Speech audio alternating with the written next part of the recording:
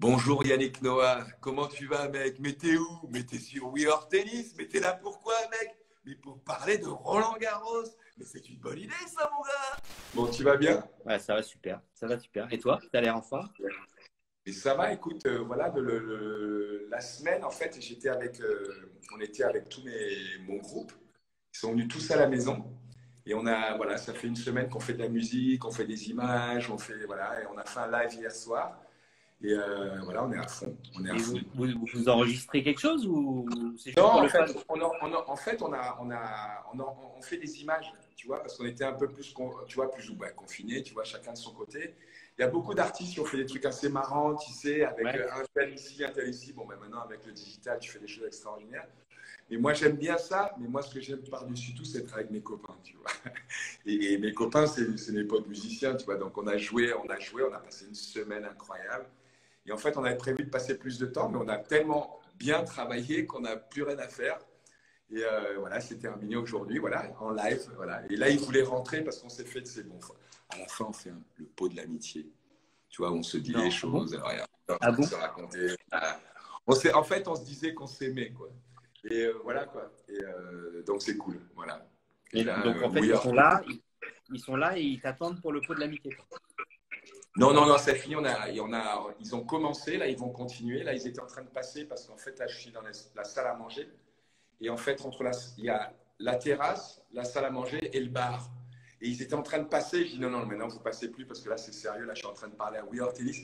Parce que c'est notre famille, hein, We Are Tennis. Hein, parce qu'il y a tous les poteaux. Purée, j'ai repassé du temps avec toi, d'abord. Tu vois, ces 3 ans de Coupe Davis qui étaient des moments. Regarde, Ouais. regarde, regarde. Voilà, voilà, voilà.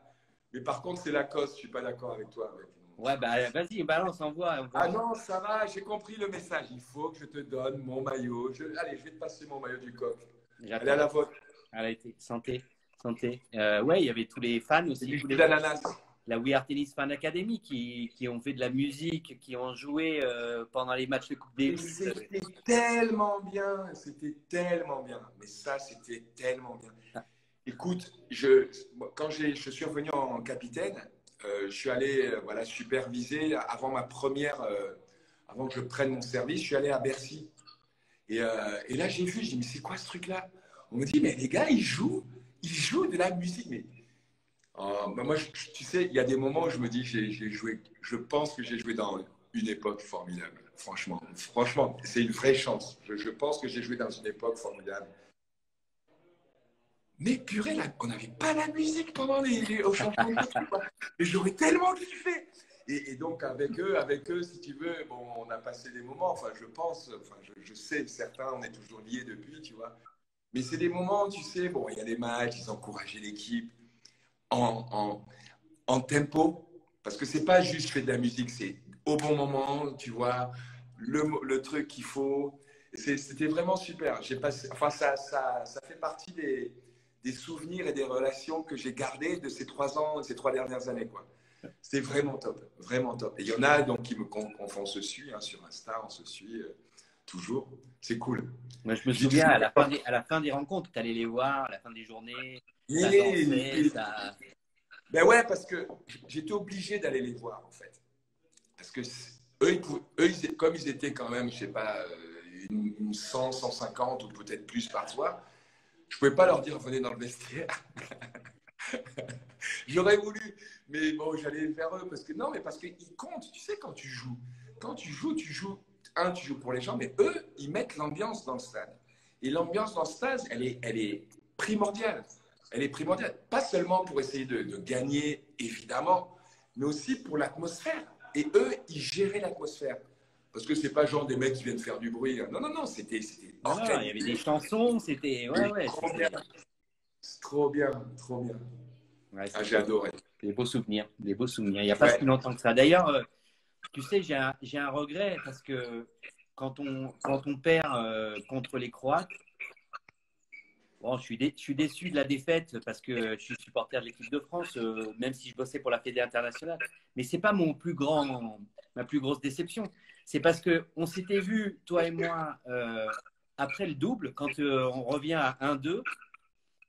et pour l'interview. Et à la fin de l'interview, on avait fait un pari. Et je t'avais dit, et tu m'avais dit, si on gagne, tu viens sur mon bateau. Putain, dégoûté, quoi. Dégoûté.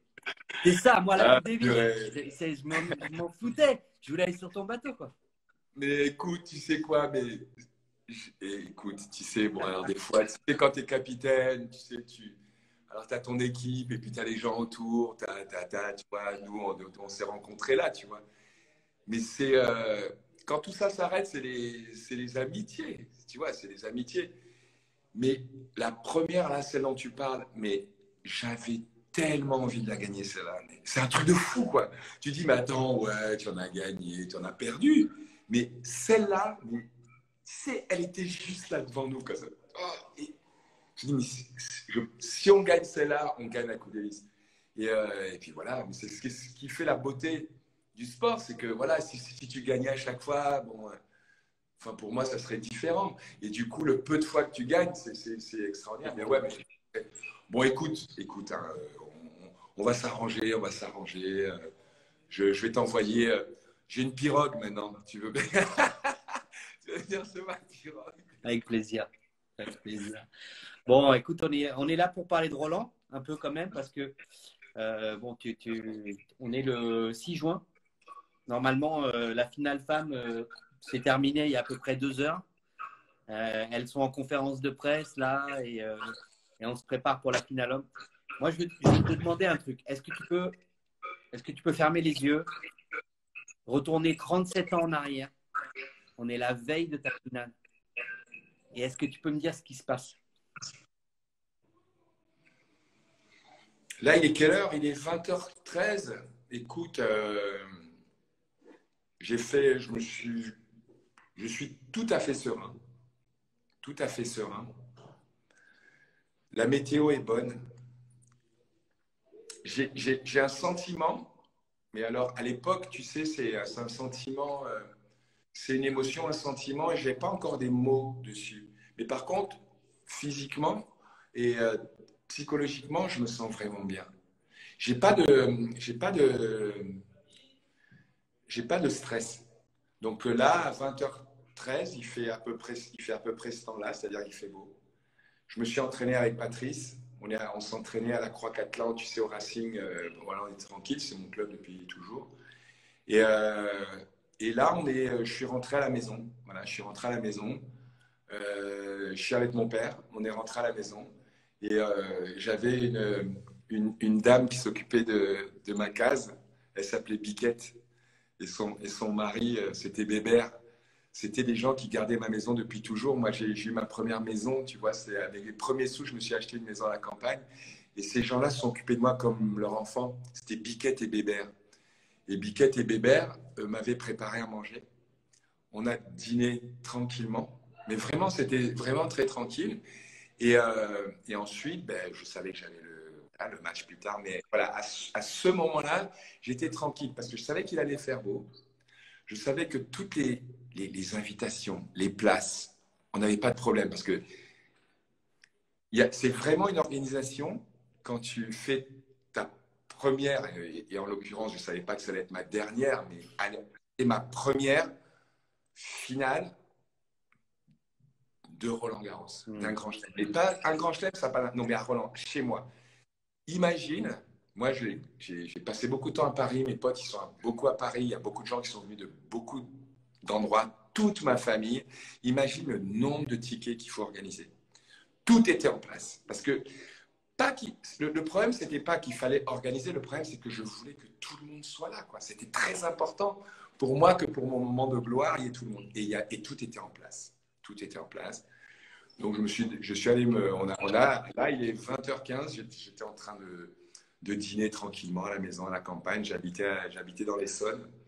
J'avais une petite maison j'étais entre Milly-la-Forêt et les Tarterets. Ouais, je connais très bien. Et C'est chez moi, c'est chez moi. Et Corbeil, tu vois, j'étais à Nainville-les-Roches, voilà, chez moi.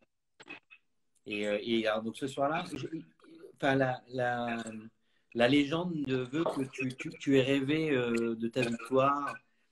C'est vrai ça? Non, j'ai rêvé. J'ai jamais rêvé. Enfin, des fois, il y a eu des moments alors des rêves dont tu te souviens, des fois, j'ai rêvé que je joue au tennis. Et puis, quand j'avais 12 ans, j'étais à Wimbledon. Ou, tu vois, j'étais en pension, je rêvais. Il y a eu des moments où je rêvais. Mais c'est la première fois que j'ai rêvé d'un match entier. Et en fait, j'ai rêvé ce match. Et c'était un super match, mais je l'ai perdu. C'est intéressant. Et quand je me suis réveillé, enfin bon, quand tu es joueur, que tu joues, donc enfin, tu vis ton rêve, tu es en finale chez toi, perdre, c'est très très dur. Et j'ai perdu. Et à un moment, j'ai entendu du bruit. Et c'était mon père. Et voilà, pour moi, j'étais lundi. Le lundi, quand tu as perdu en finale, Roland Garros, j'ai jamais perdu en finale. Mais d'autres tournois, tu vois, où tu perds le lundi, il est très dur. Enfin, le lendemain d'une défaite, il est très dur. Donc, j'avais cette vibration du réveil où quand tu as perdu, tu vois, où tu peux plus bouger. Et là, j'entends tac, toc, toc, toc. Et je fais ouais. Et là, mon père, il fait Yann, tu dors toujours? Et je fais mais qu'est-ce qui se passe? Tu as bien dormi, tu es prêt? Et là, tout d'un coup, je suis passé de la mort à une seconde chance. Et ça a été, j'ai sauté de mon lit et c'était enfin voilà, après j'ai fait de la visualisation, de la sophrologie, etc. En fait, je pense que les gens qui ont inventé ça, ça venait des rêves.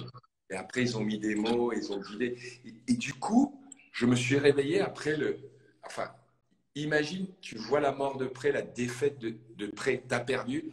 Et 10 minutes après, on te dit, mais tu as encore une chance. Donc, c'était psychologiquement se réveiller comme ça. Mais je me suis réveillé, je suis oh, j'ai pas perdu. J'y retourne. On est dimanche matin. On est dimanche matin. Je vais prendre ma bagnole, je vais retrouver Patrice et on va s'entraîner et on va se préparer pour la finale. Et ah ouais, j'étais là, il y avait une légèreté, une force. Un soulagement, finalement. Ouais, bon, tu mets des mots, ça fait 37 ans, tu vois, ça fait tellement longtemps, quoi. J'avais 23 ans, quoi. Je viens d'en avoir 60. Mais c'est l'histoire de ma vie, quoi. Ce moment a bouleversé mon existence pour toujours et l'existence de beaucoup de gens autour de moi. Bref, mais à ce moment-là, c'est juste, je vais faire un match de tennis. Et donc, j'ai pris voilà, on a pris un petit déjeuner, mangé des œufs. J'avais mangé ma biquette m'avait fait des coquillettes. Des coquillettes, parce qu'elle savait que j'aimais bien les coquillettes. Et puis, tu sais, t'as pas trop faim, mais ça passait.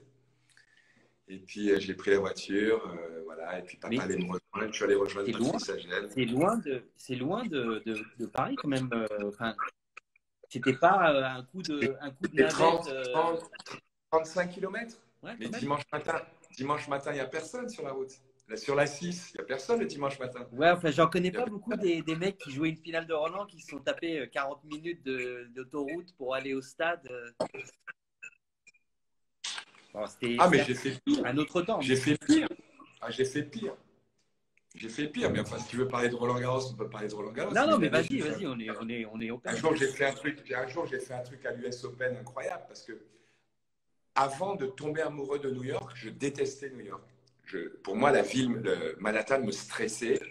Je ne trouvais pas le lien entre cette énergie de Manhattan, la ville, et être sportif professionnel. Je n'arrivais pas. À chaque fois que j'arrivais à New York, j'étais pas bien, etc. Donc, à un moment, j'étais un peu motivé. Je me dis, attends, je vais essayer de m'organiser différemment. Mais j'avais entendu dire que Long Island, c'est pas très loin. Mais Long Island, c'est-à-dire la longue île, quand tu es à Manhattan, tu es à 35 minutes du début de Long Island. Mais si tu vas à la fin de Long Island, c'est 3 heures. Et donc, moi, je regarde, je vois une agence, tu sais, à l'époque, et je demande, je loue une maison. Alors là, mais hyper pro. La maison, avec un cours de tennis, le même que l'US Open, je vois ça, etc. Bon. Et je la prends. Et je prends pour l'US Open. Sauf que Long Island, c'est Long Island. Et j'ai une maison qui est près de Montauk. Et Montauk, c'est le bout de Long Island. Donc, le premier jour. Et en plus de ça, ils avaient 2 voitures. En plus, qui te donnaient avec la location. Et là, il y avait une Cadillac Eldorado rouge décapotable. Premier jour, Agiel me dit on s'entraîne à Flushing, on a le cours B, le cours, pas le central qui s'appelait, c'est pas le Louis Armstrong, le central, mais le cours d'à côté. Et donc j'arrive et je prends la voiture et je vois que j'ai 120 km. Mais à plus, tu sais, doucement, les petites routes, c'est pas l'autoroute. Ouais. Et je mets 3 heures. Je dis, attends, 3 heures pour y aller, 3 heures. Et après, en fait, je dis, mais attends, mais ça va pas être possible. Mais là, je suis organisé. Le tournoi commence dans 2 jours. Mais c'est terrible. J'étais fou furieux. Et là, en fait, le seul moyen d'avoir une espèce d'équilibre entre le voyage et les matchs, c'était qu'un hydravion venait me chercher, se poser parce qu'il y avait un deck devant l'avion, me prenait, donc j'avais mon sac pour aller jouer, l'hydravion se posait devant le Hudson River, je montais dans l'avion, je prenais l'avion, j'arrivais à LaGuardia, il y avait une voiture qui m'attendait et j'arrivais, voilà. Et en gros, je mettais 45 minutes pour y aller. Bon, j'ai pas gagné le tournoi. J'ai perdu, Ah bon? J'ai perdu contre Tim Wilkinson en 8e de finale. Putain, 8e de finale, je joue Tim Wilkinson, je perds. Il y a eu 2-3 matchs comme ça où j'ai perdu, mais j'ai tellement pas organisé. Mais c'était Aujourd'hui, ce sont des super souvenirs, tu sais, parce que ce truc-là, c'était un moment, voilà, c'était la vie, quoi. Tu découvrais tout, quoi. Et ouais, c'était donc voilà, donc je retourne à Roland et ouais, Roland, en fait, à Nainville, j'étais un des premiers en fait dans ma maison. C'était pas juste, j'étais pas loin, tu sais, j'étais loin. Mais à la maison, j'avais ma salle de gym, j'habitais près de la forêt, j'allais courir dans la forêt. Enfin, j'étais organisé, tu vois, j'étais organisé. Donc il y avait des endroits où on pouvait boire des coups. D'ailleurs, j'avais une jolie cave, mais à l'époque, je n'aimais pas le vin. Mais par contre, j'avais la salle de gym et voilà, je travaillais dur.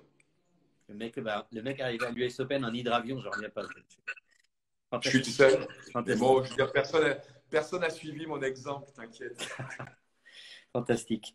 Bon, donc on continue dans cette journée qui est bon, une journée de barjo, mais je voudrais juste revenir sur un truc que tu as dit parce que tu as dit, ouais, c'est quand tu parlais des invités et tout ça, tu disais c'était chez moi, ce tournoi, le Grand Chelem qui est chez moi. Mais quand toi, tu dis chez moi, en fait, c'est pas juste chez toi, c'est vraiment chez toi pour le coup. Bah, écoute, j'étais pensionnaire de 19 ans et 19 ans, j'ai fait 1 an où je dormais à Roland-Garros. Maintenant, c'est un restaurant. Tu sais, quand tu arrives par la porte Suzanne Lenglen, tu descends, il y a le musée à gauche et derrière, il y a le restaurant. Mais ce restaurant-là, c'était une chambre, on était 4. Il y avait Pascal Porte, Dominique Bedel, Gilles Moreton et moi. On a dormi là. On s'entraînait là. L'hiver, on s'entraînait là. Tu imagines pour un jeune. C'était pas le CNE, hein, c'était pas le CNE, on est d'accord. Non, c'était le début.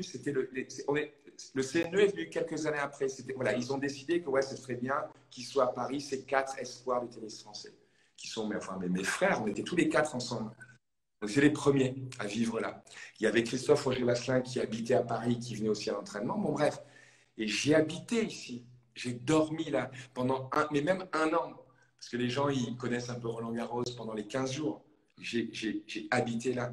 C'est-à-dire que quand Roland-Garros arrivait, quand est arrivée la première année, on est envahi, on est chez nous.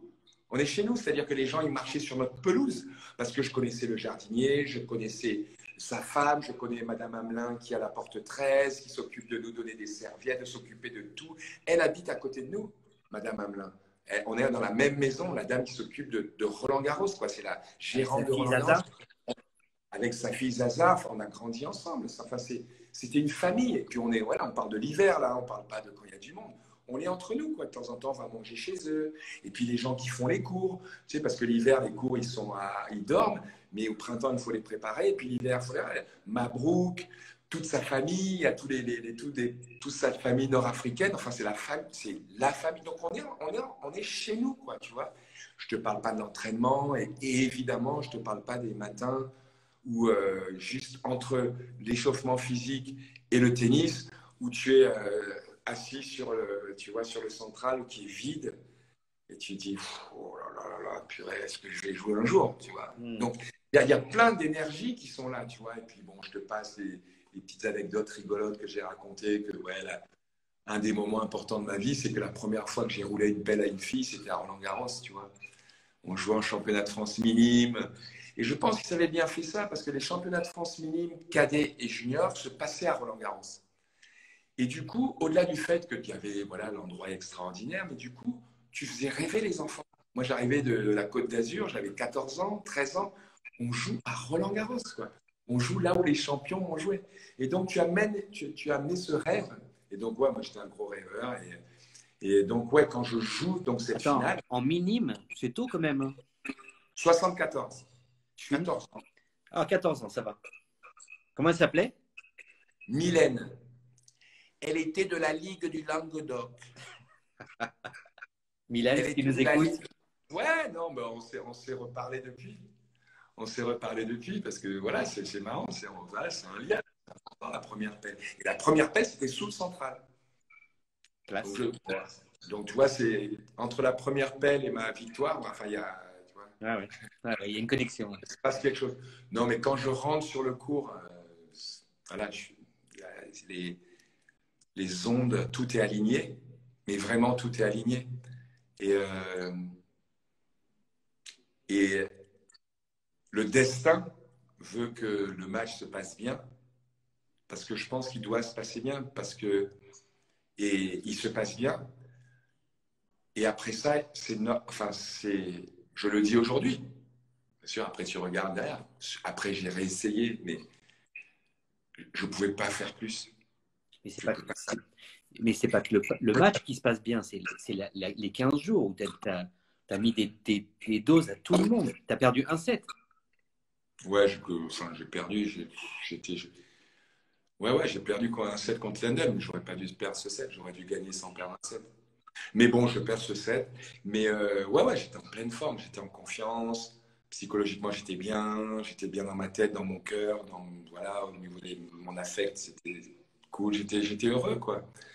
Tu vois, je suis arrivé sur le cours heureux et la seule chose qu'il fallait que j'essaie de faire, c'est gagner pour tous ces gens qui étaient pour la plupart avec moi, qui m'ont encouragé, qui m'ont poussé, tu vois. Et puis, c'est pas juste le cours, c'était quand tu vas sur le cours, ah, tu vois, tu étais dans ta voiture et tu vois, et puis tu es au feu rouge et puis tu as le mec qui te donne un klaxon, tu fais un coup de klaxon, allez! C'est des choses qui sont très fortes tu vois, c'est très fort, c'est des choses qu'on voit pas, C'est un peu comme les, c'est le c'est un peu, backstage.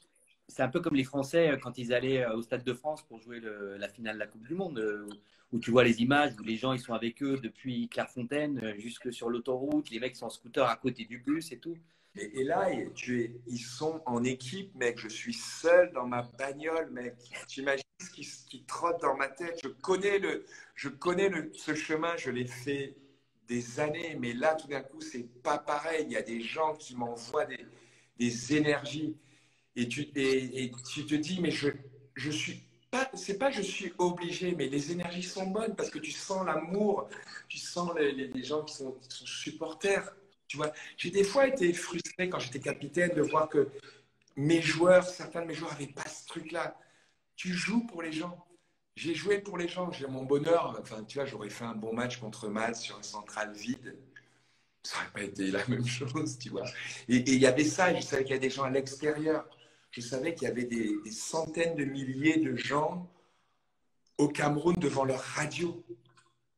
Et tu vois, et à la fin, alors tu me parlais de toi, mais je regarde des images, je regarde cet enfant que j'ai été de 23 ans, mais la tête que j'ai, C'est pas facile. la tête que j'ai, sur chaque point, je suis tellement dedans, quoi. Je joue pas pour moi, je joue pour tous les gens. Je joue pour tous ces gens, ben, mes parents, mes sœurs, ma famille, mes copains, des gens que j'ai connus, mon coach, mes coachs, tout le monde. Des fois, je vois des photos, des vieilles photos, je dis, alors je regarde pas moi avec la coupe, j'ai vu, je la connais, bon. Mais je regarde derrière. Et tous ces gens, ils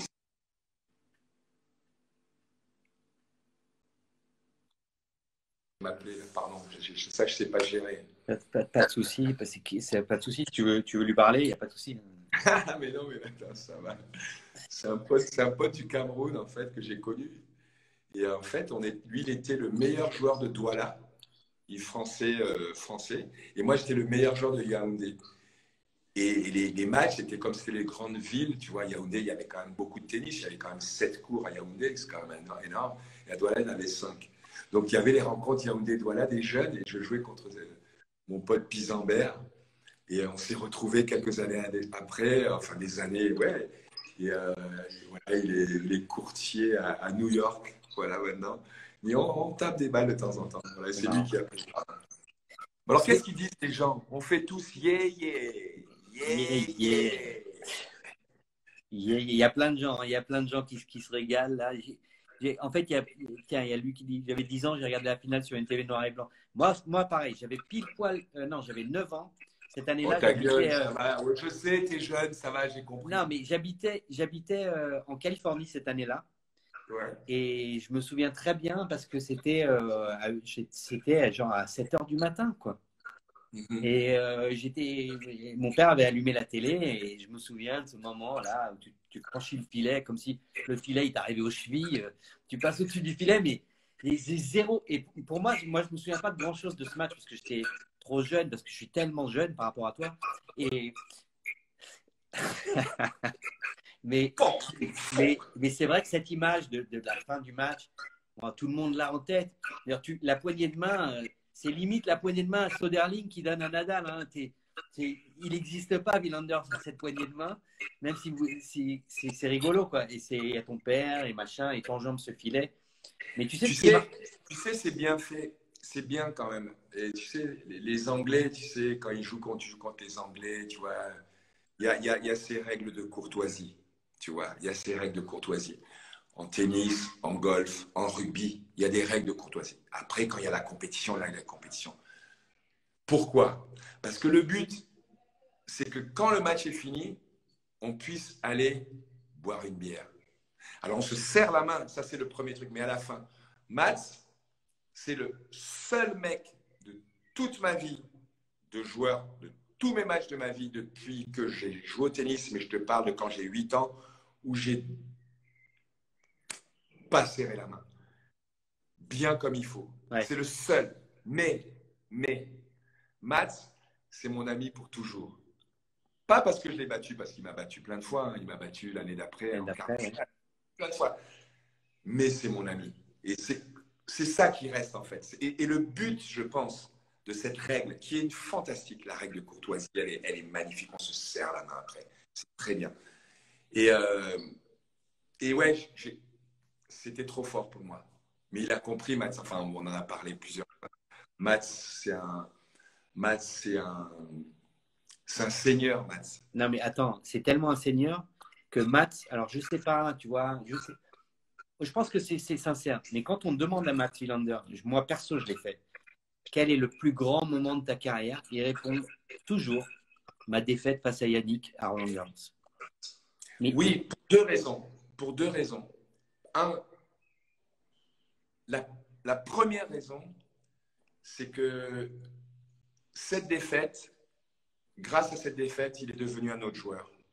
Il a changé son jeu. Parce que tactique, enfin, il avait un jeu, c'est-à-dire que les joueurs contre lesquels il avait joué et gagné précédemment, Villas, Higueras, c'était des joueurs qui jouaient au fond du court. Et Mats avait 17 ans quand il a gagné. Mats, à 17 ans, il pouvait rester 15 heures sur le court. Ouais. Donc, il renvoyait, il renvoyait. Et il n'avait jamais eu, de par le fait qu'il avait quand même gagné déjà Roland Garros, il n'a jamais eu un joueur qui attaquait contre lui. Jamais eu. Donc, il a gardé cette tactique en pensant qu'il allait gagner en me fatiguant. Mais quand je regarde le match, le nombre de fois où je joue trop court et qu'il a l'opportunité de rentrer, donc il a fait, il n'avait pas à ce moment-là, tactiquement, cette dimension dans son jeu. Et j'en ai profité, j'adorais. Moi, j'ai toujours au filet, c'était mon territoire, le filet. Et je gagne ce match. Et après, le match, c'est plus le même. Match après ce match, il est très important pour lui parce que derrière, il devient un autre joueur. Parce qu'il attaque, il gagne l'US Open, il regagne Roland Garros, mais c'est un autre joueur. Et il m'a dit aussi, mais ça c'est Matt, mais bon, je ne connais pas un mec qui peut te dire un truc pareil. Et il m'a dit que ouais, l'émotion était très belle, qu'il était à la limite content d'avoir perdu. C'est beau. Mais non, c'est beau. Et tu sais que j'ai discuté avec Edberg en début de semaine, là, ou la semaine dernière, je ne sais plus, bref, avec tous ces échanges. Et lui, il jouait après toi sur le cours, la finale junior, sur le central. Il m'a dit, j'ai jamais vu ça de ma vie sur un cours de tennis, de toute ma carrière. C'était tellement le bordel, il y avait tellement de bruit. Je ne savais pas ce qui se passait. Et moi, je devais aller jouer derrière la finale junior, quoi. C'est trop drôle. Ben, enfin, moi, je suis fan de sport. Tu sais, moi, bon, moi, en tant que fan de sport, ouais, il y a des moments qui ont vraiment compté dans ma vie. Tu vois, je mets l'athlète de côté. Quand l'équipe de France a gagné en 98 la Coupe du Monde, c'est quelque chose qui compte pour moi en tant que personne, parce que c'était une magnifique équipe. Ils étaient très beaux. Il y avait ce mélange, il y avait des gens qui avaient tous une personnalité, tous un charisme. Ces mecs-là, j'étais comme leur. Enfin, tu vois, et ils gagnent en France. J'étais au stade. C'est un moment qui compte dans ma vie. Quand ils ont gagné la dernière Coupe du Monde, c'est pareil. Ils sont plus jeunes, mais c'est pareil. Tu vois, le potentiel de bonheur que tu peux avoir. Les gens disent, ouais, ils tapent. Ouais, non, mais vas-y. Va prendre un ballon devant des mecs qui courent en 10 secondes 8 au 100, tu vois, qui courent, machin, va les rattraper. En plus, ils font des passements de jambes, des tigres aigris et tout. Bref, mais cette possibilité de donner du bonheur, moi je l'ai vécu, mais plein de fois. Bon, je te parle même pas de quand je regarde mon fils jouer, quand il joue et qu'il gagne. Enfin bon, bref, il y a ce truc-là. J'ai vécu ce truc-là. J'ai vécu ce truc-là et j'étais au milieu de ce truc-là. Mais quand je dis, ouais, j'étais porté. Parce qu'en 83, ça faisait 37 ans que Marcel Bernard n'avait pas gagné. Ça faisait longtemps. Donc, si tu veux, les gens qui étaient fans de tennis adoraient le jeu. Mais adoraient le jeu. Nous encourageaient année après année. L'année d'avant, ils m'ont encouragé, etc. Mais toute cette génération, mais personne ne savait ce que c'était l'idée d'un Français qui gagne. Enfin, qu'est-ce que ça doit être un Français qui gagne? Ils ne savaient pas, parce que ça fait 37 ans, quoi. Et quand ça se rapprochait, les gens, ils se demandaient, mais attends, mais ça va se passer. Mais c'est possible, ça va. Mais en final, ça va se passer. Et moi, je suis au centre de cette énergie-là, portée, encore une fois. Beaucoup de gens disent, ouais, tu avais ça. Non, non, non. Les gens ne se rendent pas compte que nous étions nombreux. Ils me poussaient, ils me portaient. Et je jouais pour eux. Et quand ça s'est passé, c'était un truc incroyable. Si on me dit souvent, est-ce que tu penses qu'un Français va gagner? Je dis, je ne sais pas. Est-ce que tu aimerais qu'un Français gagne? Ah ouais, ouais, j'aimerais bien qu'un Français gagne. J'aimerais bien qu'un Français gagne. Je ne sais pas qui pourrait gagner comme Français, je ne sais pas. Mais j'aimerais un Français gagne. J'aimerais pouvoir être un jour dans les gradins et voir un Français jouer la finale, gagner le match. Pourquoi? Parce que les gens disent, oui, qu'est-ce que ça te fait, toi? Tu as gagné il y a 35, 40 ans, 50 ans, tu vas. Non, mais je m'en fous de ça. Moi, j'aimerais bien être à Roland-Garros, assis dans ma loge, et voir les gens heureux au stade de voir. Parce que quand un joueur français va gagner Roland, le prochain, j'espère que ce sera de vivant, je touche du bois. Mais si ça se passe, mais ça va être un truc de fou. De fou, de fou. De fou, de fou, de fou. Voilà, donc moi, j'ai vécu ça. Je le garderai dans mon cœur pour toute ma vie. Parce que je sais ce que c'est. Tu vois, avec le temps, c'est pas ouais, t'as vu comment je jouais, mais pas du tout. C'est quel bonheur. Ouais. Mais quel bonheur. Et, voilà. et alors, j'imagine qu'il y a eu une petite fête après. Pardon? Il y a eu une petite fête après? Oui, parce que tu sais, je te parlais de mes amis. Mais mes amis, tu vois, c'est des gens, certains étaient dans le tennis. Je parle de Fitoussi, Les Graches, Moulino, tu vois, c'est vraiment mes potes proches. Ils sentaient le truc, tu vois, parce qu'ils vivaient à travers moi, tu vois. Ils en ont perdu des matchs avec moi, mais ils sentaient le truc, tu vois. 3 heures avant le match, par exemple, j'étais boulevard Suchet chez les meilleurs amis. Hein.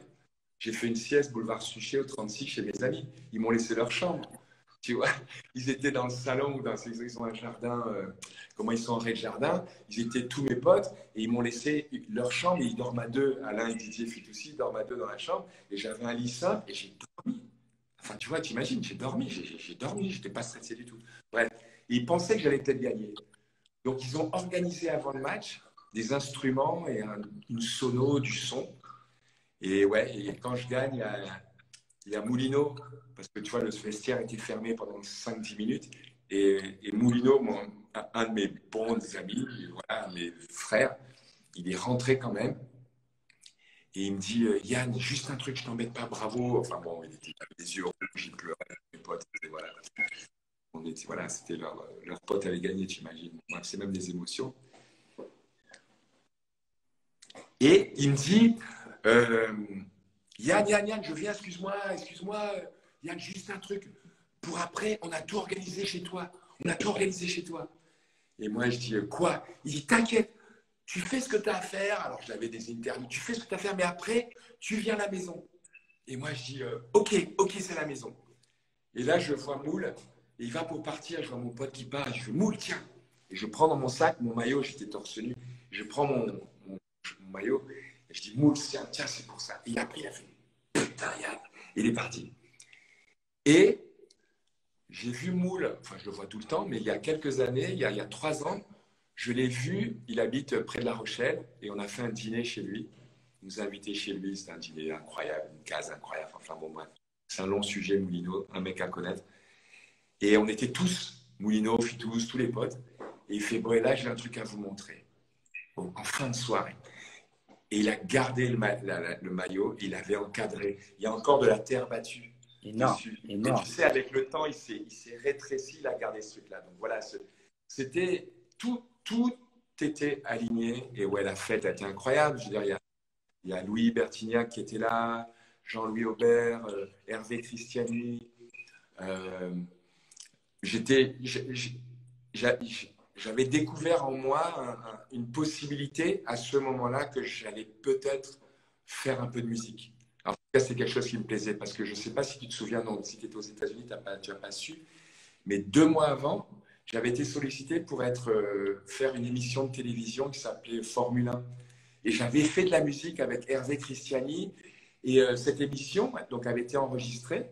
J'avais reçu Kate Bush, enfin c'était super. Et j'avais chanté. Et j'avais adoré, tu vois. Oh, ça marche pas, on l'a refait. J'avais mis un t-shirt de Steel Pulse, j'avais mes dreadlocks, mais j'étais, oh merde, je suis rock and roll, tu vois, j'étais cool.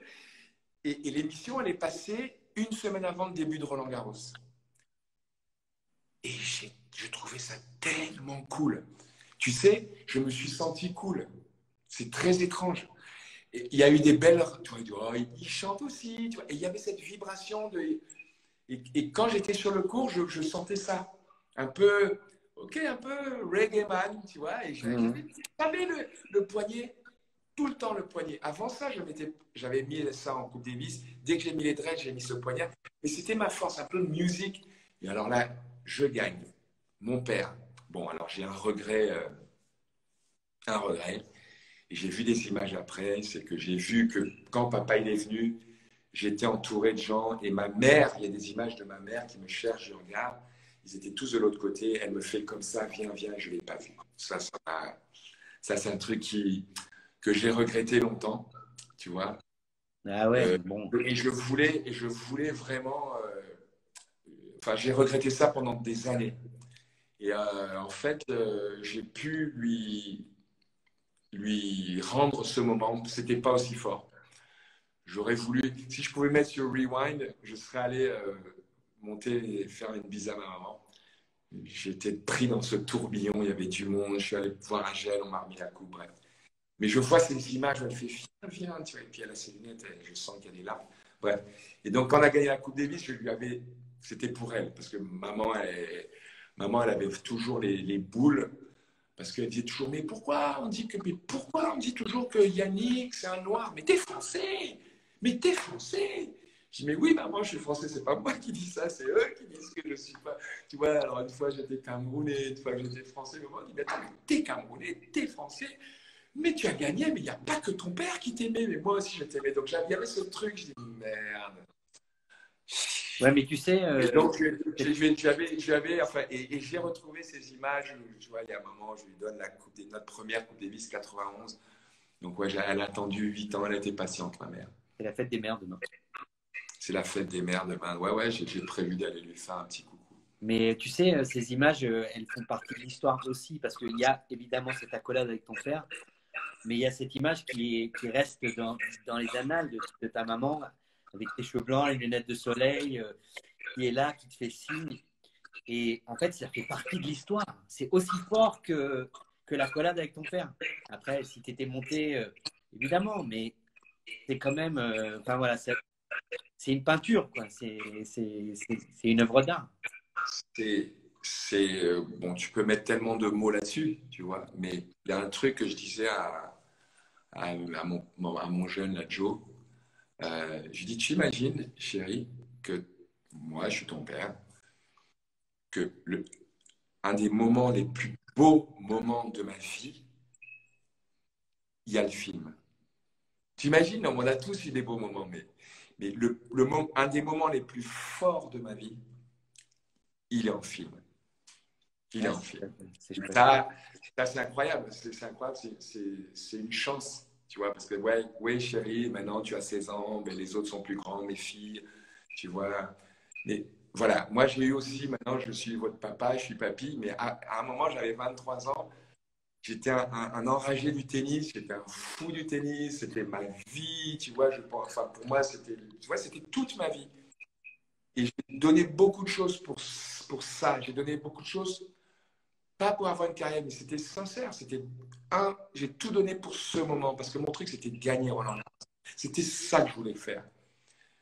Si j'avais voulu autre chose, je ne sais pas ce que j'aurais fait, mais en tout cas, c'était ce truc-là pour les raisons que j'ai évoquées tout à l'heure. Quand je suis arrivé, je suis... ma vie s'est écroulée. Papa, il a sauté. Tout le monde était heureux. Regarde, si je te montre la vidéo, lui c'est Jean-Marc Bosson, lui c'est Fitous, lui c'est Hervé Tailleb, lui c'est Chiche Portiche, elle c'est Jill Goodacre, elle c'est Zaza, elle c'est Corinne Charby, et lui c'est Jourdan, et lui c'est Philippe Chatrier, et lui c'est... Mais tout le monde, je connais tout le monde est comme ça. Tout le monde est comme ça, quoi. Et on me dit, ah, tu te rappelles? Je dis, mais ces gens, c'est ma vie. C'est ma vie. Je ne te parle pas des loges. Je te parle pas des loges sur le côté. C'était fou. Belmondo, il était à tous les matchs avec Alan. Ils étaient là, ils étaient à côté de lui, et ils étaient presque assis. Ils avaient toujours la même loge, assis là où tu reçois le service du premier jeu en sortant la tribune présidentielle. Il était assis là tout le temps. Allez Yann, il était avec Alan, putain. Alan, allez Yann, allez mec, tu peux le faire, mec, tu peux le faire. Après, j'allais de l'autre côté, il y avait les autres. Dans tous les coins du stade, j'avais des vibes. Alors, tu vois, là, j'étais du côté de Belmondo. Quand j'étais de ce côté, il y avait derrière, il y avait Yon Tiria, je savais qu'il me poussait, Patrice Agel, la tribune des joueurs, etc. De tous les coins, il y avait des Et vibes. tes parents, ils étaient de l'autre côté. Et de l'autre côté, c'était ma famille. Ouais. Et de l'autre côté, c'était ma famille. Et tu avais ma main. Allez, Yann. Et j'entendais, allez, Yann. Allez, Yann. Allez. Partout, il y avait des vibes, tu vois. Et c'était que des ondes positives. Donc, après ça, il n'y a plus rien. Il n'y avait plus rien. J'avais envie de jouer au tennis. J'ai eu mon meilleur classement des années après. Je jouais un très bon tennis. À un moment, je me suis dit, attends, j'aimerais bien gagner. Et puis, tu vois, que mes enfants me voient jouer. Mais c'était hyper jeune. Moi, les derniers matchs que j'ai joués à Hambourg, tu sais, c'était en 90. J'étais allé avec mes enfants, Joachim et Yelena. Elijah, Genaï n'était pas né, mais je suis allé avec mes enfants, on allait tous les trois. C'était mon dernier tournoi, tu vois, un de mes derniers tournois. Et eux, j'ai gagné un match. Ils avaient les boules. Pourquoi? Parce qu'eux, ils voulaient qu'on parte de l'hôtel, qu'on rentre à la maison. Donc, j'ai joué contre Magnus Larsson. C'est un match qu'on a vu souvent sur YouTube où je fais le con parce que moi, je m'en fous. Moi, je veux faire le show. On est sur le central. Et Magnus, il me donne les balles, tu vois. Et puis à un moment, je dis, bon, allez, maintenant, c'est le time-break du troisième, on joue. Et puis, je fais 2-3 coups et je gagne le match. Bref, mes enfants, ils pleuraient. Mais pleuraient ils voulaient, ils voulaient qu'on rentre à la maison. J'ai retrouvé une photo, là, c'était incroyable. Bon, bref, il y a aussi ça. Mais ouais, j'aurais voulu. Ouais, bon, tu peux pas tout avoir. Mais c'est vrai que là, une fois que j'ai eu tout ça, le rêve, il est où, quoi? Tu vas aller gagner en Australie. Il y a Aline qui dit à quand le biopic? C'est vrai pourquoi il n'y a pas un film qui fait là-dessus? Pourquoi tu ne fais pas un film, toi? Pourquoi tu ne supervises pas un projet comme ça? Parce que c'est tellement dans l'histoire du sport français qu'il faudrait mettre. Et d'ailleurs, qui jouerait ton rôle? Ça, c'est une bonne question, ça. Ça fait 1 mois et demi que je travaille dessus C'est vrai? tous les jours. C'est vrai? Ça doit. Voilà, on bosse dessus. Je suis en train de Ah, travailler. J'aimerais j'aimerais raconter les backstage, mais pas raconter, ouais, j'ai servi sur le coup droit. Non, je veux raconter mon histoire. J'aimerais que ce soit moi qui raconte mon histoire. Et ouais, je travaille dessus. ah, intéressant. Et alors, c'est un truc qui est prévu de sortir. Oh là, oh là, oh là, Bah oh attends, là. moi j'ai déjà envie d'aller le voir, donc. Non, non, non. Ouais, enfin, j'en suis pas là. J'en D'accord. suis pas là. J'en suis à rechercher toutes les archives que je peux trouver. Travailler sur le fond, tu vois, voilà, le plus possible. Voilà, moi je veux je veux un truc de enfin, enfin, avec l'équipe avec laquelle je travaille, ouais, on veut faire un truc Ah, canon. le mieux possible, le mieux possible. Donc je vais essayer de tout donner. Quoi. Bah ouais. Et bon, écoute, là, ça se passe bien, je suis très excité. Ah, mais ça, c'est une putain de nouvelle. Très excité. Bon, merci Aline pour la question. C'est quoi? Mais personne n'est au courant de ce truc-là ou c'est. T'en as Bah déjà parlé ou écoute, là, pas? je suis en train de. Non, non, mais bon, le format, tout ça, bon, voilà, je peux pas en dire plus. Mais ouais, je suis en train de travailler sur un projet. Voilà, où je vais, tu vois, Non, mais il y a j'ai juste des une choses. question. J'ai une question. Est-ce que un jour, dans le futur proche, je pourrais aller dans une salle de cinéma et voir le film de ton Roland Garros 83? Bah, il y aura Roland Garros 83 forcément, parce que si tu parles de Yannick, tu parles de Roland Garros. Non, mais Il y a dans un des. cinéma, ça. Non, mais ouais, il y a des jolis. C'est une belle. C'est un parcours tu vois, qui peut parler à beaucoup de gens, quoi. Bah oui, tu m'étonnes. Tu m'étonnes. C'est un Alors, parcours, ouais. C'est une histoire qui peut. Voilà, enfin, en tout cas, c'est mon objectif, bien entendu, et c'est pour ça que bon, c'est pour ça que je suis capitaine, je suis papa, je suis grand-père. Voilà, il y a un moment où tu transmets, quoi. Et ouais, j'aimerais bien pouvoir transmettre quelque chose au-delà du fait d'être capitaine, transmettre un peu par rapport à une histoire où, ouais, je sais que je suis un mec tellement ordinaire, mais qui a vécu des choses extraordinaires. Et j'aimerais bien, si jamais je raconte mon histoire, peut-être stimuler certaines personnes, peut-être voilà, en leur faisant sentir que voilà, vous n'êtes pas. Vous aussi, vous ressentez ça, parce que Yann, il a senti ça à un moment, et voilà comment ça s'est passé. Je vais essayer de mettre un peu les sous-titres, en fait. ouais, sympa. C'est sympa. Bah, moi, j'achète déjà ma place, plusieurs places, pour plusieurs jours, pour plusieurs semaines. J'y retournerai. Tu sais, quand j'ai Alors, gagné Roland, ouais. mon numéro, à l'époque, il y avait les bottins, les pages jaunes. Mon numéro de téléphone était sur les pages jaunes. Et tu sais, tu avais le répondeur avec les cassettes. Ouais. Et quand je suis arrivé à la maison, ma cassette de 120 minutes a été pleine. Elle a cramé la cassette. Non, mais j'ai direct, tu vois, j'ai écouté mes messages, je sais pas, 4-5 jours après, tu vois. Ouais, mais pareil, c'est toutes ces petites choses de bonheur, tu vois, du lendemain, tu sais. Méthode. Et tu sais, tout à l'heure, on parlait de la nuit qui a précédé. Et après, il y a la nuit. Donc, il y a la nuit d'après, où donc on fait un concert, on joue. Et là, donc moi, il y a mes potes qui m'attendent. Mais à un moment, quand je suis à Roland, il y a quand même, tu vois, il y a 40-50 personnes qui me suivent, des cousins, des amis, machin. Qu'est-ce que tu fais? Ouais, qu'est-ce qui se passe? Yannick, la fête. Je dis tous à la maison. Donc, moi, j'avais ma bagnole et il y avait, je sais pas, 30 voitures derrière qui me suivaient. Il y avait un cortège. La voiture était ouverte. Il y avait le village qui est venu. Enfin, il y avait toute ma maison. Les gens, ils étaient dans ma chambre, partout. Il y avait du monde partout. Rien à foutre, rien à foutre. Et donc après, on décide à 4 heures du matin de partir, tu vois, parce qu'il fallait un peu, tu vois, pour dire allez, on part pour que les gens sortent un peu de la case, tu vois, parce que attends, la maison a été détruite. Mais c'était la plus belle destruction de ma maison que j'ai jamais eue, tu vois. C'était magnifique. Il y avait de la gadoue partout, les gens se baignaient, habillés, j'avais des affaires partout mouillées, dans partout, partout, partout. Bref. Et à un moment, on dit, allez, on part. Donc, l'excuse, c'était, il y avait quand même un mouvement dans une boîte qui s'appelait le Circus à Paris. Et donc, on reprend la bagnole. Une chose importante, c'est qu'on ne buvait pas. On ne buvait pas. Non, bien Donc, sûr. non, non, non, vraiment. On buvait pas. Et donc, on part tout un cortège, on va au circus. Tu sais sur qui je tombe sur la piste? Villander. Oui, monsieur.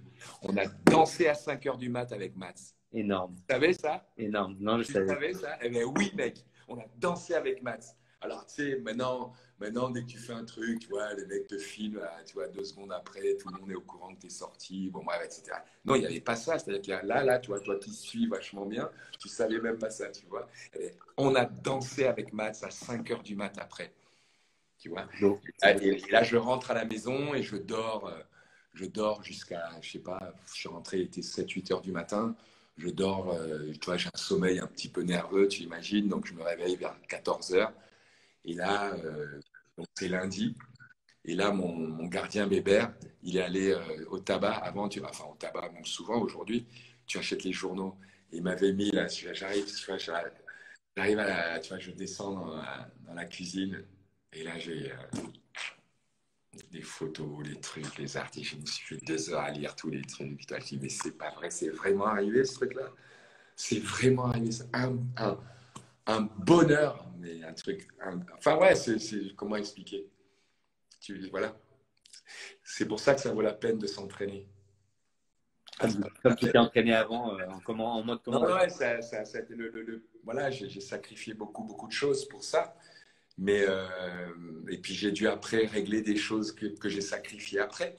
Mais ça valait la peine. Putain, ça valait la peine. Tu vois, j'ai fait ça une fois dans ma vie, quoi. J'ai touché ça une fois dans ma vie. Est-ce que des fois tu te refais juste pour le plaisir, tu es tout seul, puis tu te refais le truc à regarder ce match, à regarder les images, juste pour une dose, un petit fixe de bonheur, quoi, tu vois?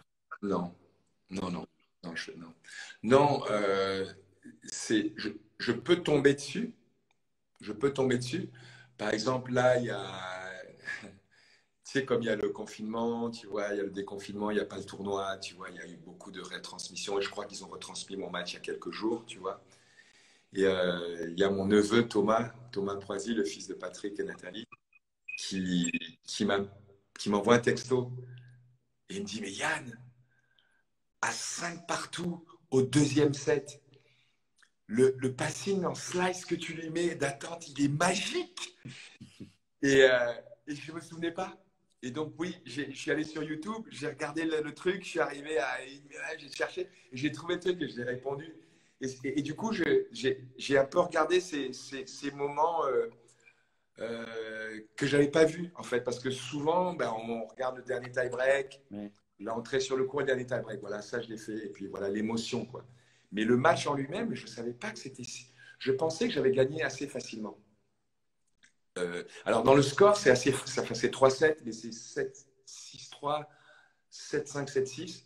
Mais je ne savais pas que j'avais mené 5-4 et que j'avais servi pour le 2-7-0. Enfin, 2-7-0, ça va. Enfin, tu prends vraiment. Je ne savais pas que j'avais perdu ce jeu. Mais j'ai perdu ce jeu comment? Mais il a joué monstrueux. Mais comment il a joué? Et je ne me souvenais pas que derrière, je re-break et je gagne 7-5. Tu vois, j'ai le break, je sers pour le 2-7-0, qui est voilà, quand même une belle option. Je perds ce jeu et je regagne derrière. Mais et il y a ce coup. Et donc, c'est Thomas qui m'a dit, allez, regarde ça. Et j'ai regardé ça. Mais sinon, non, je ne regarde pas. Je regarde des fois d'autres matchs, par contre, parce que c'est fantastique quand même, ce truc. Hein. Je regarde, je me rappelle, on a parlé avec Guy Forget il y a quelques jours. J'ai dit, tu as vu le double qu'il y a là, le double, on avait joué sur Central à Rome. On avait joué contre Lecomte Becker. C'était un match qui avait compté pour nous parce qu'Henri, c'était un peu notre frère. Mais d'un coup, je joue avec Becker.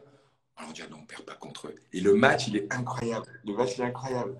Il y a ce match. Et puis, bon, mais j'ai regardé parce qu'un jour, tu sais, le confinement, il y a beaucoup de gens qui, je sais pas, on était beaucoup sur nos téléphones et sur Internet. Et on m'a demandé, mais c'est quoi ton plus beau match? Pour moi, mon plus beau match, c'est une finale à Wembley. J'ai joué une finale à Wembley contre Jonas Svensson. À Wembley? À Wembley. Au stade, à l'époque, en hiver, il y avait un tournoi à Londres, à Wembley. Bon, alors, je ne sais pas si ça s'appelle Super Série, maintenant ça n'existait pas, tu vois. Et je joue en finale contre Jonas Svensson.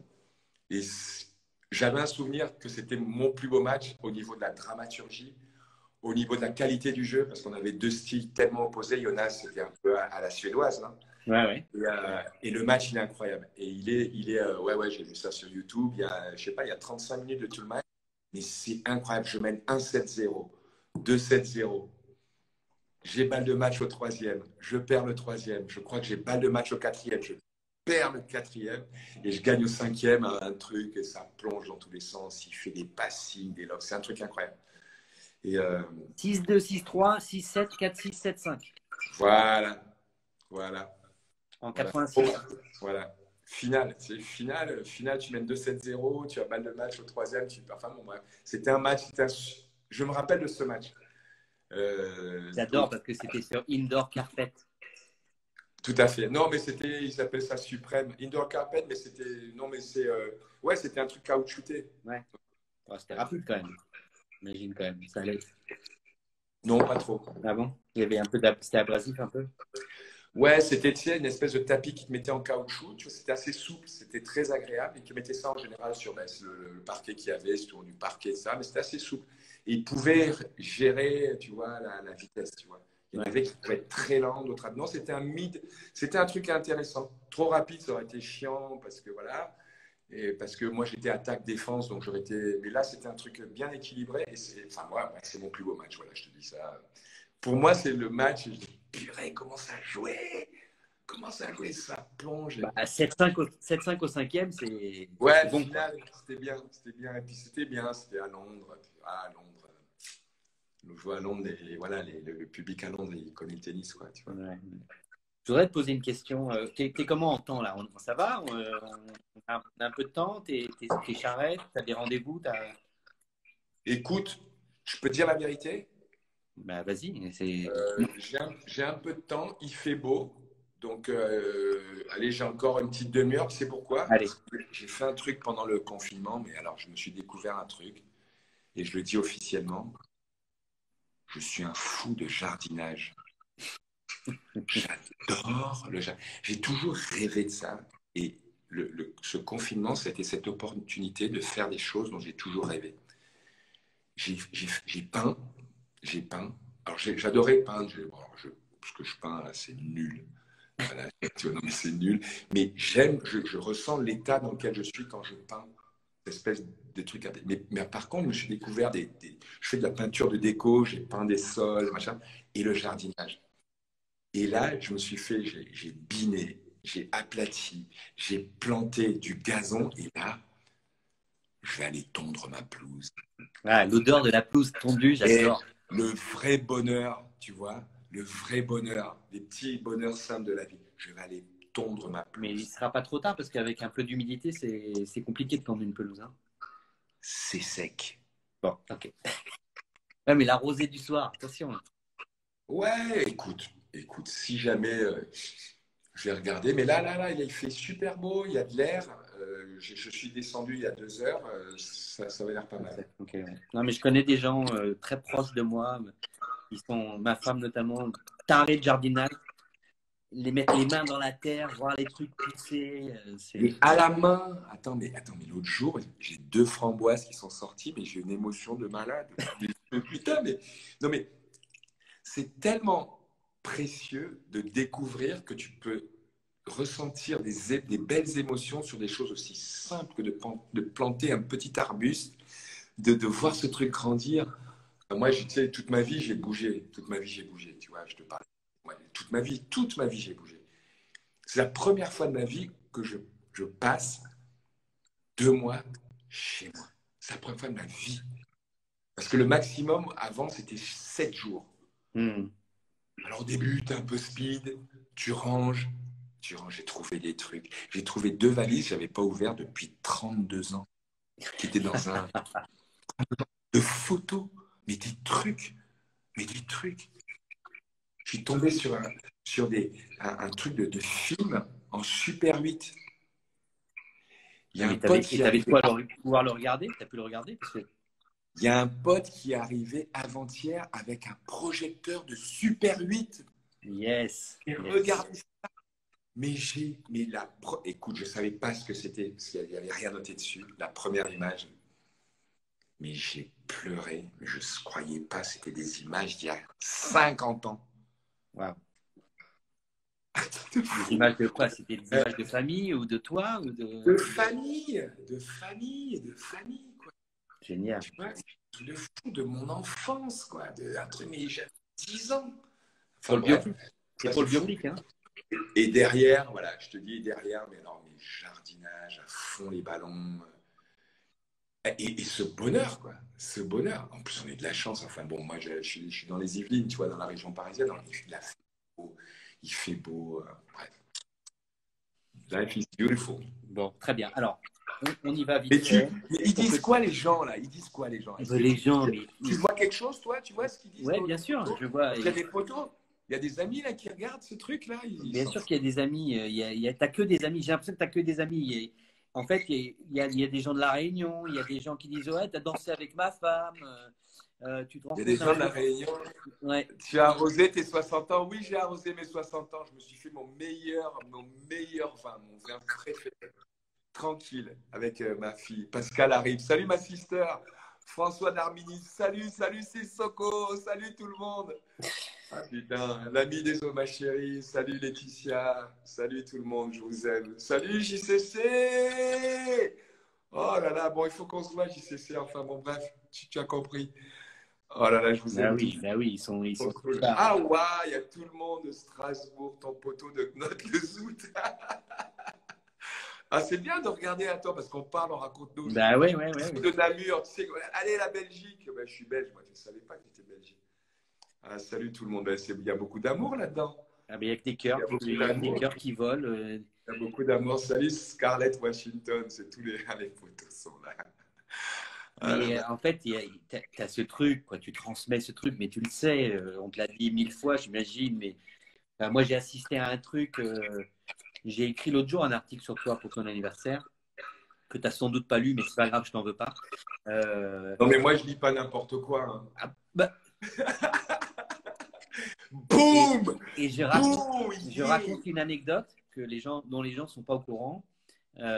Et c'était après la rencontre de Fed Cup à Aix-en-Provence, quand vous perdez contre les US. Et c'était ta dernière rencontre en Fed Cup. Et avant d'aller en conf, tu réunis tout le monde dans le vestiaire. Moi, j'y étais pas dans le vestiaire, hein. Mais bon, j'étais pas loin. Et surtout, j'ai vu tout le monde sortir du vestiaire après. Et j'ai pas vu une personne qui est sortie avec les yeux secs. Tout le monde pleurait. Tout le monde pleurait. Il y en a qui sont allés dehors fumer des clopes.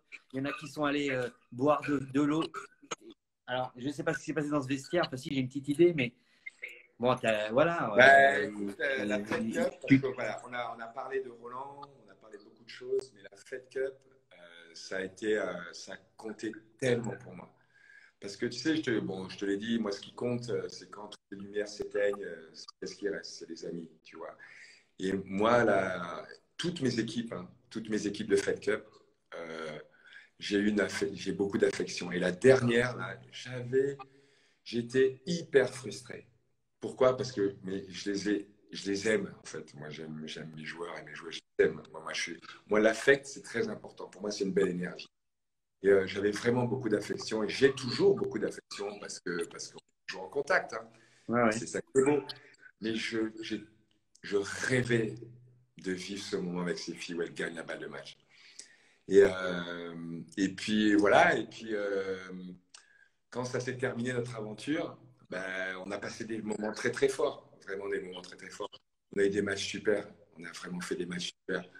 Avec Popo, Parmentier, elle allait chercher des choses, mais tellement loin à l'intérieur d'elle, et de gagner. Et elle a failli gagner contre les États-Unis. Kiki a été tellement, Kiki a tellement bien joué avec moi. Enfin, j'adorais être le coach de Kiki. Alizé avait eu des soucis, mais Alizé, j'adorais sa mentalité. J'adorais mon staff. J'ai adoré faire jouer Amandine S, tu vois, qui Ouais, était. c'est bien, la petite Amandine. Ben ouais, c'était la fille du premier mec que j'ai connu à Nice quand j'étais en sport-études, quoi. C'est un truc de fou. Bref, et donc c'était, voilà, il y avait ça. Et puis je te dis encore le staff, hein, tu vois, le staff. On est en contact, mais c'est vrai que oh putain, ça aurait été tellement bon de gagner avec eux. Et puis, et on n'a pas gagné. Et donc, quand, voilà, c'était la fin de mon aventure. J'aurais dit, ben voilà, je leur ai dit ce que j'avais sur le cœur, tu vois. Ouais, ouais. Je pense qu'il y avait beau, enfin, c'était pur, c'était beau. Ah bah ouais, ouais. Et puis l'année d'après, ben, elles ont gagné avec Bennett. Le mec arrive, première campagne, et il gagne. Ouais, mais c'est super, c'est juste, c'est super. Oui, pas égoïstement, mais ouais, j'aurais voulu être au milieu de ce truc-là. Mais moi, à l'époque, j'étais sur mon bateau. J'étais en contact avec certaines en texto pendant la campagne. Et j'envoyais les ondes parce que moi, Bennett, c'est mon frangin, hein, Bennett. Attends, tu gagnes, je gagne, on gagne, tu vois, ça va, hein, c'est pas. Oui, je veux être sur le cours, gagner le truc, mais pas pour l'ego, mais oui, pour pleurer et prendre mes copines dans les bras et le staff, bien sûr. Mais quand tu le fais, et quand elles l'ont fait, ben, j'étais sur mon bateau, eh ben, j'ai pleuré, quoi, tu vois. Et que quand, tu sais, tu vois les filles à la télé et que ça se termine, tu vois, tu as le décalage, tu vas prendre un petit plouf, tu dis, il dit, mais pourquoi tu es ému comme ça quand tu es devant la télé? Je dis, mais vous ne vous rendez pas compte, elles ont gagné. Et tu vois, et que je reviens, que 10 minutes après, j'ai des textos, t'as vu Cap? T'as vu Cap? T'as vu Cap? Bah, voilà, j'étais pas là, j'étais pas là. C'est Bennett qui a gagné, c'est eux qui ont gagné, mais moi, j'ai kiffé, j'étais tout seul, j'ai kiffé pareil, tu vois, Ah, comme c'était énorme. Moi, j'y étais. donc moi, mais voilà, c'est mes copines, c'est mes sisters, c'est mes petites sisters. Elles m'appellent Cap. Ça va, Cap? Il y a plein de gens qui t'appellent Cap. Hein. Comment ça va? Ça va le confinement, Cap? Comment ça va pour tes 60 ans, Cap? Tu gères? Je dis, ouais, ça va. Putain, 60 ans. Putain, 60 ans. Tu les fais pas. Oh. Alors, 59, 11 mois, 28 jours, 29 jours, nos problèmes. Mais 60? Mais ça m'a fait un truc. Je dis, ah ouais.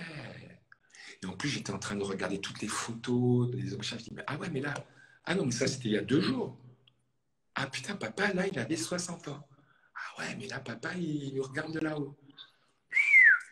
Non, non, alors, il faut profiter de la vie, sans déconner.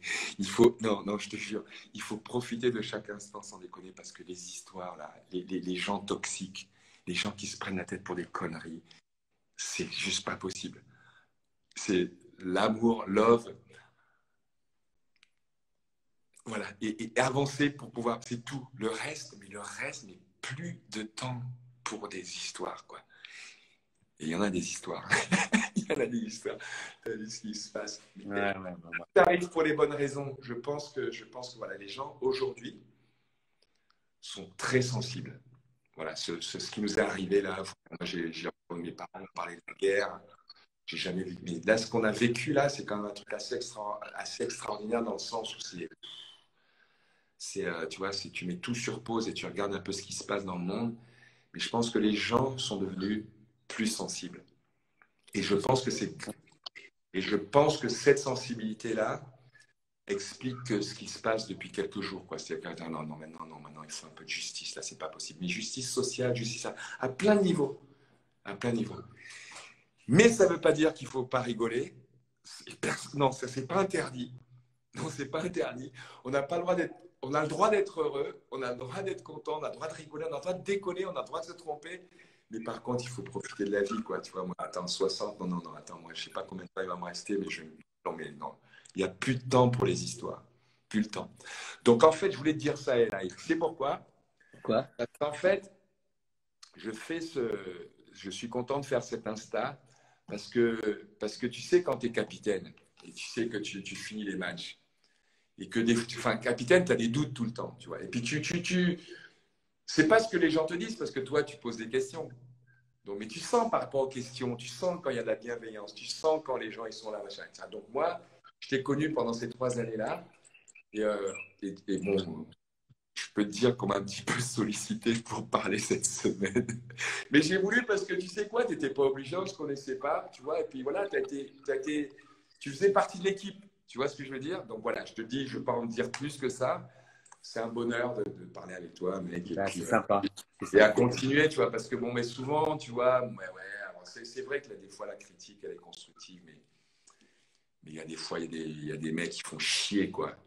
Il y a des mecs qui font chier parce qu'ils sont pas dans la même vibration, quoi. On est là pour donner du bonheur, quoi. Nous, on t'attendait en interview avec une bière systématiquement. On avait la bière au frais. Ouais, on savait. Ouais, c'est ton jus d'ananas, ça. Non, non, non, non, mais attends, c'est quoi? J'ai perdu 8 kilos là en 2 mois. Là, c'est du jus, du sirop de thym.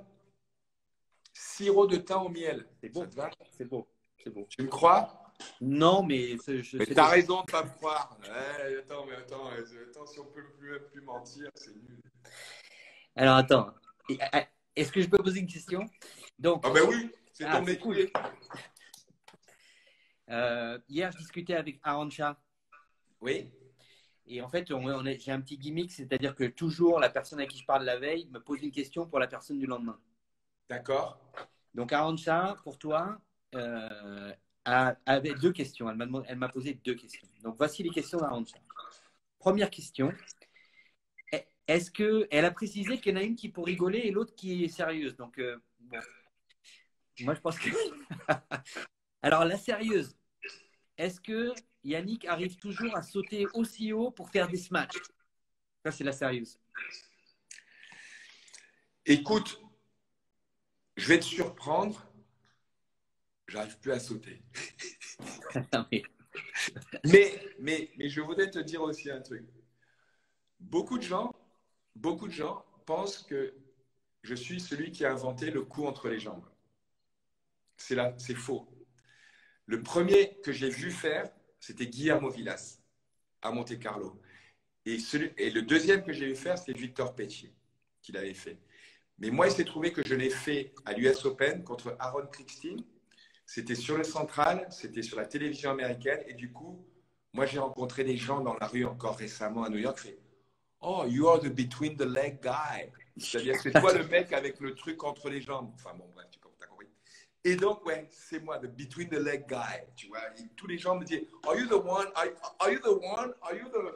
Are you the one ?» Je dis « Ouais, non, I am the one ». Donc, non, je saute pas. Mais par contre, ce que je veux dire, c'est que le premier qui a fait un smash, tu sais, le smash, au moment tu recules et tu fais un ciseau et tu smash.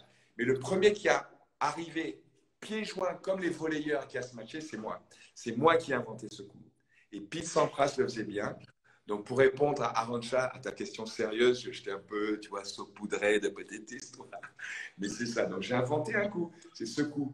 Il est le smash pieds joints. Les mecs ne le font pas beaucoup. Hein. Gaël le fait pas mal. Gaël le fait pas mal. C'est vrai. Gaël le fait fantastique. Ben oui, Gaël, il fait tout. Et donc, la deuxième question d'Arantxa, qui, elle, celle-là, était moins sérieuse, c'était savoir si elle pouvait, et la prochaine fois que tu fais une tournée, si tu as besoin d'une choriste, elle aimerait chanter avec toi. Ben, écoute, Arantxa, c'est un peu, enfin, c'est ma génération, Arantxa. Tu sais, Arantxa, c'est une super championne. On était de cette génération où il y avait moins de pression. Il y avait moins de pression. Tu sais, aujourd'hui, maintenant, on dit, ouais, les joueurs, ils n'ont pas la même personnalité. Allez, même avant, c'était mieux. Avant, c'était comme c'était. Maintenant, c'est comme c'est. Mais aujourd'hui, c'est devenu tellement difficile. La compétition est devenue. Moi, Arantxa, c'était ma petite sœur. Enfin, Arantxa, c'était ma petite sœur. Arantxa, Javier et son frère, Emilio, voilà, c'est la famille, quoi. C'est la famille. Et bien entendu, parce que Arantxa, je vais te dire un truc. Je ne sais pas si elle va nous écouter. En tout cas, tu lui passeras le message. Ouais. Elle peut le faire. Elle peut être ma choriste. C'est aucun problème. Parce que si moi, je peux chanter, tout le monde peut chanter. Ok, je lui transmets le message. Il faudra que tu peut-être une chanson en espagnol, ce sera plus simple pour elle, quoi. À voir. Pas de problème. Il n'y a aucun problème. Il y a des chansons en espagnol. Solo voy con mi pena, sola va mi condena, correré mi destino para pular la ley, perdido en el corazón de la grande Babilón, me dicen el clandestino, por no llevar papel, mano negra clandestino, africano clandestino, colombiano clandestino, marihuana illégal. illégal. Pour le moment. Demain, après, pas en Californie. alors après-demain, j'ai une pause, mais après-demain, donc c'est Ivan Lendl. Ivan Lendl. Ouais, alors ça, c'est après toi, j'étais hyper content d'avoir Ivan Lendl parce que c'est rare, il se fait rare. Il se fait super rare. Donc d'abord, je voudrais te demander, Ivan Lendl, c'est quoi pour toi? Ça représente quoi pour toi? C'est un gars qui m'a stimulé parce que on avait des personnalités, des éducations différentes. Il venait des pays de l'Est, à l'époque des vrais pays, enfin des pays de l'Est. Moi, j'étais franco-camerounais. Donc, deux cultures on avait vraiment très peu de choses. Je te parlais de ce film Super 8 que j'ai vu. Il y a 2 jours, il y a un truc, mais je vais le mettre, c'est téléfilm, je vais mettre ça sur un DVD ou en tout cas sur une clé USB, mais où on joue, on a un double, je suis avec Moreton, on joue, Ivan, il était très très fin comme ça, bref, on est cadet, on a 15 ans, bref.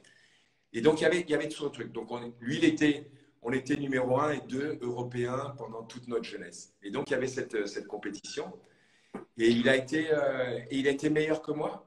Et il m'a stimulé. Je me suis battu pour essayer de m'approcher de lui. Et quand je jouais contre lui, c'était un truc personnel. C'est-à-dire parce que c'est un truc de suprématie de joueurs européens, bien entendu, mais aussi une suprématie d'état d'esprit, tu vois, de mode de vie.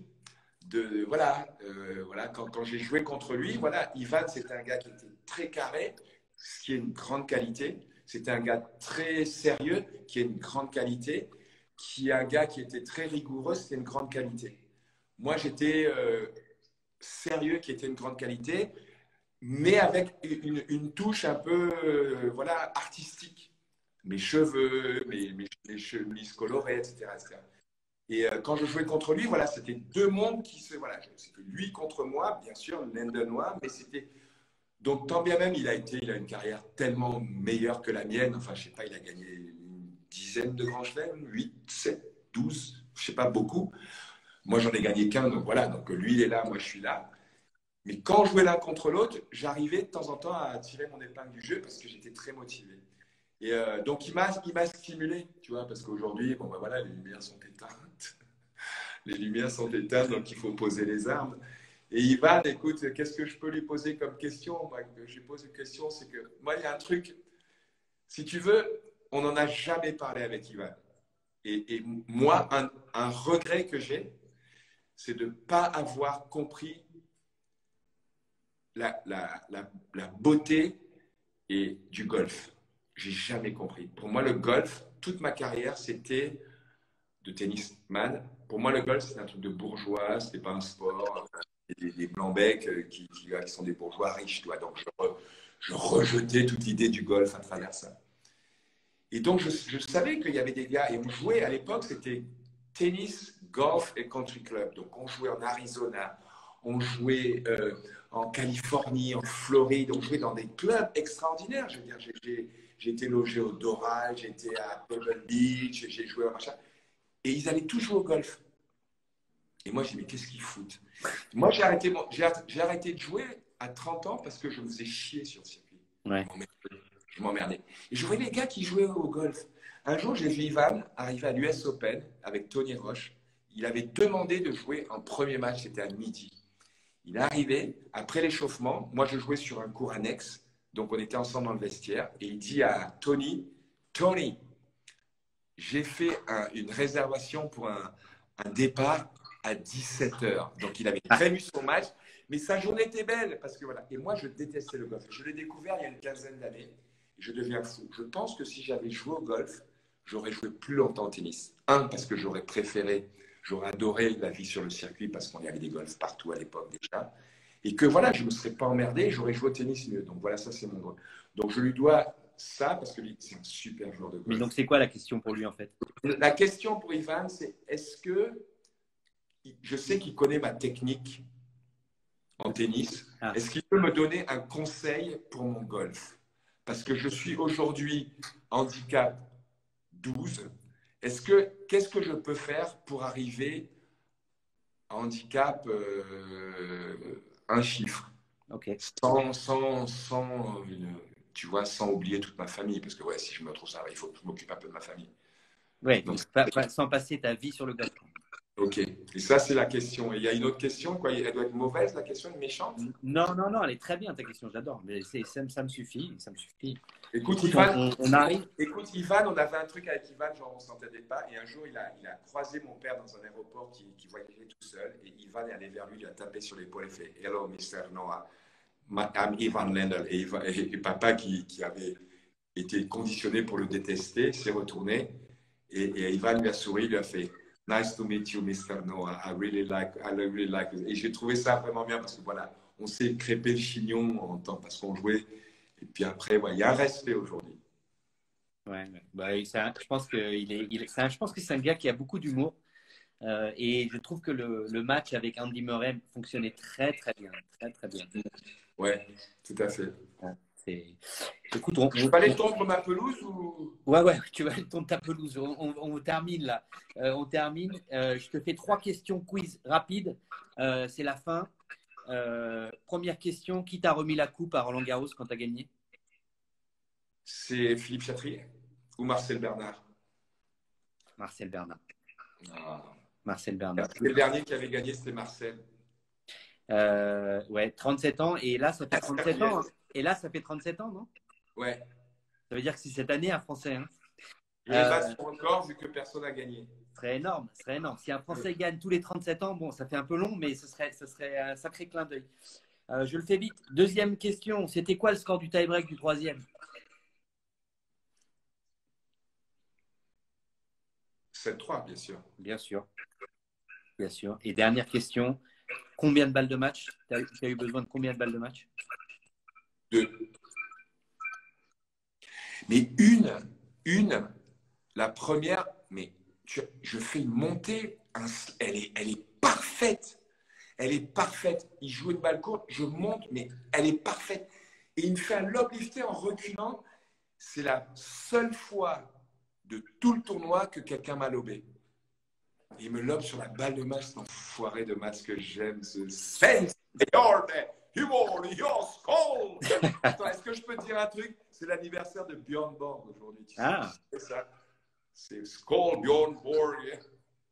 C'était son coup, Matt Wilander, c'était son coup le lob aussi. Hein. Lob lifté, c'était un peu sa spécialité, hein, ceci dit. Ouais, il m'a lobé sur la balle de match. Ouais, c'est classe. C'est classe. On a presque fini. Tu vas nous filer un truc pour la loterie solidaire? Alors, il s'est passé un truc, mais pourri. Tu sais quoi? Tu sais, la dernière fois, tu m'as demandé, j'ai dit, ouais, tu sais, mais tu sais, pendant le confinement, il y a eu beaucoup de loteries, etc. Et je ne sais plus, c'est la FFT, enfin, il y a un truc qu'ils ont organisé. Et il y a un gars, il a acheté mon survêt. Mais c'était bien, on était hyper contents, tu vois. Hyper contents parce que ça avait fait vraiment beaucoup d'argent pour les hôpitaux. Tu vois pas que le mec, il a surenchéri, il a disparu, cet enfoiré. Alors, ça, c'est la mauvaise nouvelle. On ne le retrouve plus. La bonne nouvelle, c'est que j'ai un survêtement pour toi, mon gars. Tu vois, donc derrière tous les problèmes, il y a une opportunité. Donc, je l'ai un survêtement. Je l'ai là dans la chambre, là-haut. Donc, j'ai un survêt pour toi, un survêt d'équipe de France, tu vois, Yannick Noah. Tu le signes, hein? Les campéens. Tu le signes. Ah non, c'est cher, là. Ah non, alors là, signer, c'est plus cher, attention. Pas de problème. Je paye. Signer, c'est plus. Je paye. Il y a des mecs qui ne veulent pas que tu leur signes sur le truc. Attends, tu vas me pourrir mon survêt. Yann, un grand merci. De rien. Merci. Vraiment, c'était génial.